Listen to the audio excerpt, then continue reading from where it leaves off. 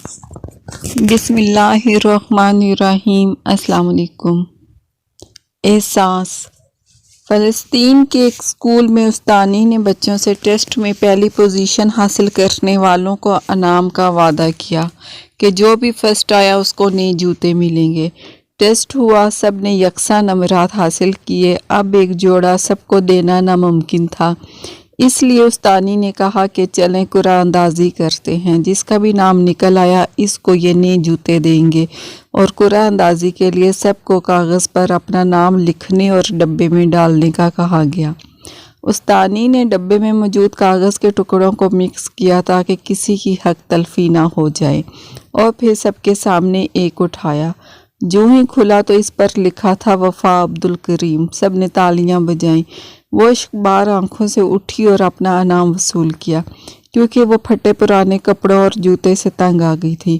والد کا سایہ سر سے اٹھ گیا تھا اور ماں لاچار تھی، اس لیے جوتوں کا یہ انعام اس کے لیے بہت معنی رکھتی تھی۔ جب استانی گھر گئی تو وہ روتی ہوئی یہ کہانی اپنے شوہر کو سنائی، جس پر اس نے خوشی کا اظہار کیا اور ساتھ رونے کی وجہ دریافت کی تو استانی پھوٹ پھوٹ کر رونے لگی کہ مجھے رونا وفا عبدالکریم کے جوتوں سے زیادہ دیگر بچوں کی احساس اور اپنی بے حسی پر آتا ہے۔ جب میں نے ڈبے میں موجود دیگر کاغذ کے ٹکڑوں کو چیک کیا تو سب نے ایک ہی نام لکھ دیا تھا، وفا عبدالکریم۔ ان معصوم بچوں کو وفا عبدالکریم کے چہرے پر موجود لاچاری کے درد اور کرب محسوس ہوتا تھا، لیکن ہمیں نہیں، جس کا مجھے افسوس ہے۔ بچوں کے اندر احساس پیدا کرنا اور عملاً سخاوت کا درس دینا سب سے بہترین تربیت ہے۔ ہمارے کئی اسلاف کے بارے میں کتابوں میں موجود ہے کہ وہ خیرات، صدقات اور زکوٰۃ اپنے ہاتھوں سے نہیں دیتے بلکہ بچوں کو دے کر ان سے تقسیم کرواتے تھے۔